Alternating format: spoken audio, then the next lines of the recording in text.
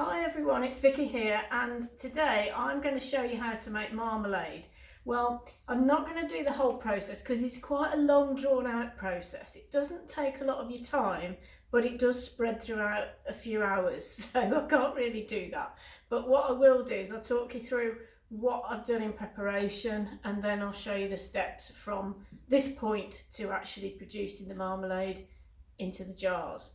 So what I've done this morning is I've got some oranges. These are Seville Oranges. They're special oranges that are used to make marmalade. They're really bitter. You wouldn't want to eat them, but they make the most amazing marmalade. They're only available for a short window in January, certainly here. You can always buy them and freeze them, or maybe you could buy them, prep them to the point where you've got the juice and freeze that if you want to make it later in the year, but you can only buy the oranges in January. So look out for them in the shops and get them when you can. Now, what I've had to do so far, well, first of all, there's only 4 ingredients in this recipe. There's 1.5 kilos of Seville oranges. There's 3 kilos of sugar. It's always double the amount of sugar to the amount of oranges. There's 4 pints of water, and there's the juice of 2 lemons. Okay, so what we do to start with is we put the oranges in a big pan like this. This is a preserving pan. If you haven't got a preserving pan, it doesn't matter, use a big saucepan. But the most important thing is you mustn't have it more than 1/3 full with whatever you're making when you get to the boiling stage, otherwise it can boil over and make a right mess. So we've got all the oranges are in here. I've added the juice of the 2 lemons and the water for the 2 litres of water. Then what you do is you boil this up on the hob with a lid on. I've just used a lid from a big pan that sort of fitted in. They didn't fit the top of the pan, but it fitted over, because you've got to weight those oranges down so they're under the water. And when it got to a boil, I put it in my simmering oven because I've got an Aga. If you haven't got an Aga, then you can boil them on the top of the hob. Just be careful the water doesn't evaporate, that's really important.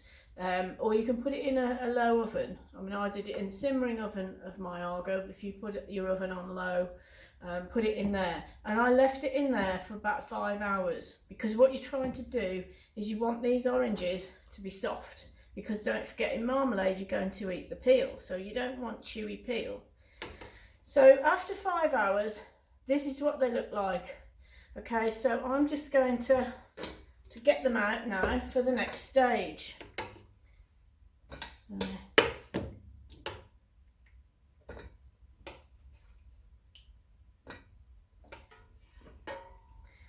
Okay, so that's all the oranges out of the pan, and in here I've got some lovely sort of orange water that's got all the flavours from the oranges.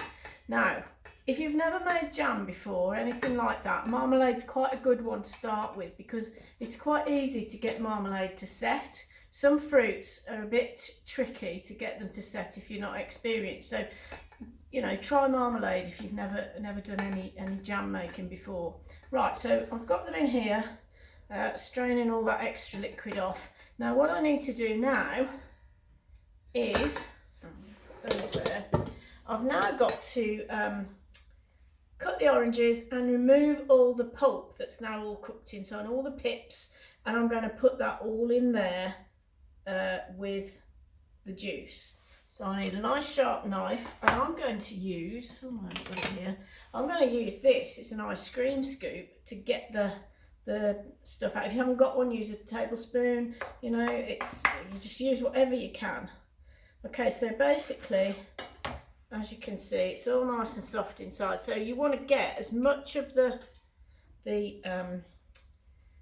pith and the pulp and the pips. So all you want to be left with is the absolutely outer shell of the orange. So you want all this white stuff to come out. Be careful that you don't actually wreck the skins, because the next stage is for us to actually cut them into shreds to go in the marmalade, because you have the peel, don't you, in the marmalade. So as you can see, it's quite fiddly, and I've got quite a few. to do. So as I say, all I'm going to do is just cut them in half, and it's a good to cut them through the waist, if you like, not down from the top to the bottom, but around the middle. Cut them in half that way, and that makes it easier to get the innards out. So in they go, and it's going to take me a while, so I'll see you in a minute.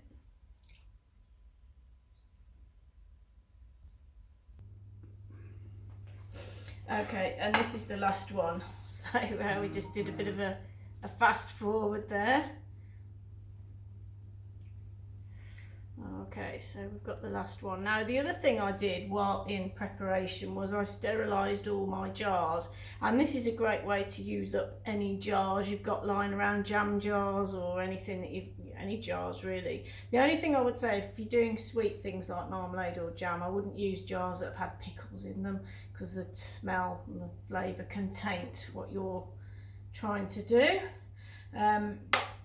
But any jars, and all I've done is washed them in hot soapy water, left them to air dry, and then I've popped them onto a baking tray, and I've put them in the warming oven on my Arga, or if you haven't got an Arga, just a low, very, very low oven, just to make sure they're dry, and most importantly that they're warm when you put the hot jam in or the hot marmalade in, because you know if you put a hot liquid into a cold jar, it's going to crack.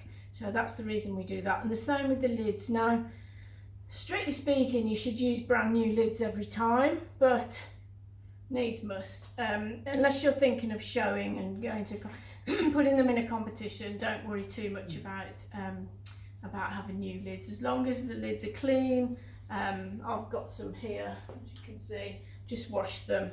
The problem with reusing lids is sometimes you don't get a very good seal, but hopefully if they've only been used once, hopefully they'll be okay. I'm going to use them, and if you don't get a seal, then you just have to keep your goods in the fridge.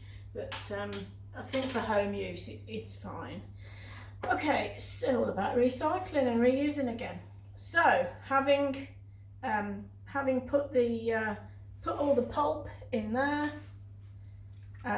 so we've got the juice from the oranges when I boiled them up. Now what I'm going to do is I'm going to put them on a heat and boil them for about 6 minutes. Okay.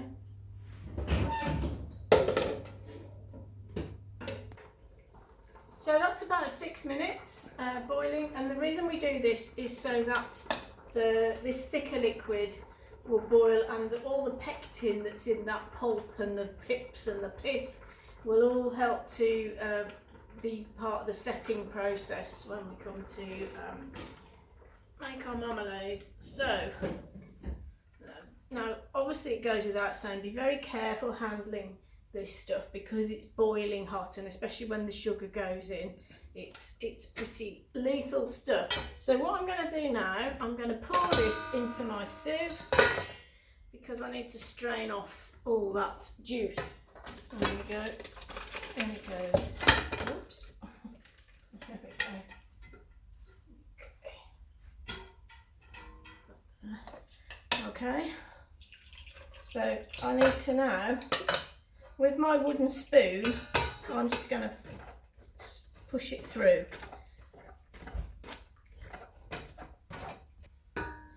So this is what you're left with, just a big sort of thick mess of all the pulp that won't go through the sieve, and the rest I'll put it into this jug ready to measure it out.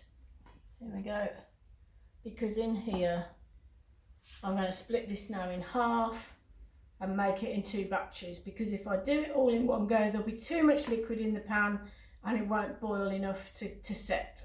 So the next job is to divide into 2 batches. So the next job is to prepare the peel. Now this peel should be really nice and soft now, so if you're going to eat it, it's not going to be too chewy. There's nothing worse than chewy peel in your marmalade. So I'm just going to cut it into really fine, well, you can do it thick or fine, whichever you prefer, and it takes quite a while to cut all this. So all I'm doing is I'm just cutting them in half again. So you don't want great long strips of peel on your toast, just a nice size, but you can do whatever you like, whatever size, whatever thickness. Okay, but most important, make sure you've got a sharp knife, and away you go till you've cut the whole lot up.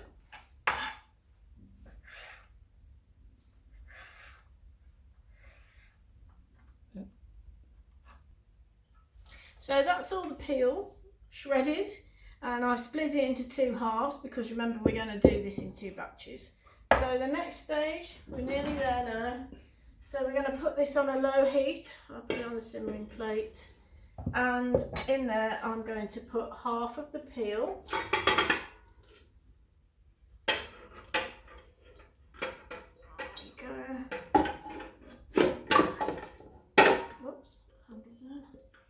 Half of the peel, and I'm going to put the sugar in that I've weighed out. Now remember it was 3 kilos for the whole batch, but this is 1.5 kilos. That's going in. There we go. And then I just need to dissolve the sugar in here. And once the sugar's dissolved, then it will go on to the boiling part of the process. Okay, so another little job I did in preparation was in the freezer I put 3 saucers because you want them to be really cold for when you do your test for a set. Now this is all melted now, so I'm going to move it across to a high heat. So you want to get it, basically what we're doing now is we're going to boil it up, and we want a really good rolling boil, so really sort of vigorous boiling, and this is why a preserving pan is the best to use, because it comes out like that, and therefore it's less likely to boil over. But always remember, don't fill it more than 1/3 full, because it will bubble up. Now this is the key bit now. This is the only bit that counts. This is when we're going to boil it till it sets. So how do we do that, and how do we know when it's going to set? Because obviously it's boiling hot, we can't really see it setting. So we're going to boil it till it boils. Now once it starts boiling, it will probably need about 15 minutes, 10 minutes, 15 minutes, maybe even 20. It's not really a science, you've just got to wait till it's ready. And when it's been boiling for about 15 minutes, it might be ready. What I use is a thermometer, and that is the most reliable way. When jam or marmalade reaches what they call setting point, that's usually about 105 degrees centigrade, maybe 105.5. If it gets to 106, you know you're doing well. Now I've got this is really my nifty little gadget. It's a spatula with a thermometer in the handle, and I'm just going to switch it on. There we go, and pop it in. So I can use it to stir with, or I can just leave it in there and check the temperature. Now if you haven't got a thermometer, if you're going to make a lot of jam, it is a really good investment, because you can see exactly when you're at the point at which it's time to test it for a set.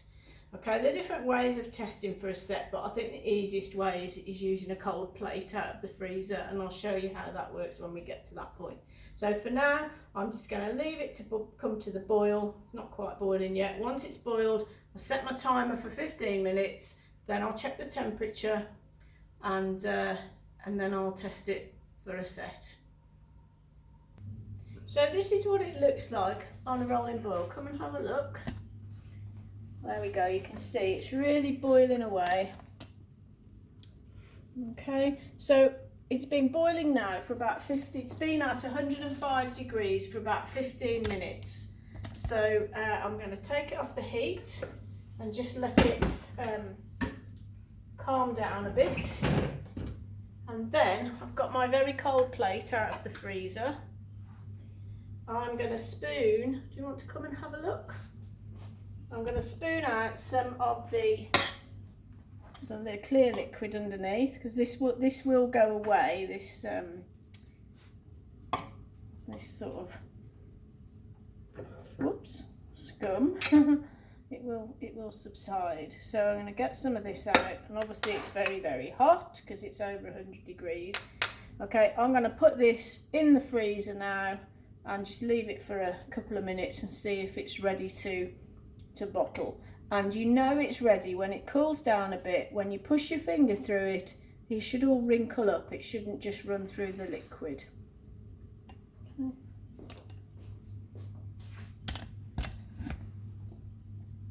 Okay. Go. So I've had this in the freezer for a couple of minutes just to cool it down, and when I push my finger through it, I think you can see it's sort of wrinkling up, and it's staying where it's put. It's not running back into the gap. Okay, so that tells me it's pretty much ready. I'll just double check this. Yeah, that looks like it's ready to put into the jars. Now, when you put marmalade into the jar, what you want to end up with is the peel all nicely and evenly distributed throughout the jar. We don't want it all collecting at the top. So to make sure that happens, you need to leave the pan to cool down for about 10 minutes, just to give the peel a chance to settle, and then we can put it into the jars. So now it's time to bottle it. So I've got this, which is a little jar funnel, which is really handy for making sure that you don't make as too much mess, because the problem with doing this kind of work is it does get very messy. So that goes in the top of the jar, and then start with that one. And then I'm just going to ladle in the marmalade. And the important thing with this is to fill the jar. Now, I see so often people making their own preserves and they don't fill the jar enough, and if you don't fill the jar enough, you've got air in there, you won't get a good seal, and your contents can go mouldy, or they can just not keep as long as you might like. So it's really important to fill it within about 3 millimeters of the top. So I'm just at the bottom of the edge of the funnel now. I'm just going to put a little bit more. I don't want it to come over the top, but there we go. A little bit more, I think, so that certainly when the lid goes on, you cannot see a gap. Okay, a little bit more. Whoops, there we go. I think that some people might say, oh, that looks a bit too full. It isn't, because when the liquid cools, when the jam or the marmalade cools, it will shrink down, and that's when it sucks in the lid and creates a vacuum seal. And that's why when you buy a jar, you've got that button. You have to make sure the button has not popped, because when you open it, it pops back up. Now I've got a silicone lid cover here. I'm going to use that because it's really hot. Put that down there. I'm just going to use that to really tighten that jar, because you need it to be really, really tight. Okay, so when it, as I say, when it cools, it will suck down the lid and create a vacuum seal.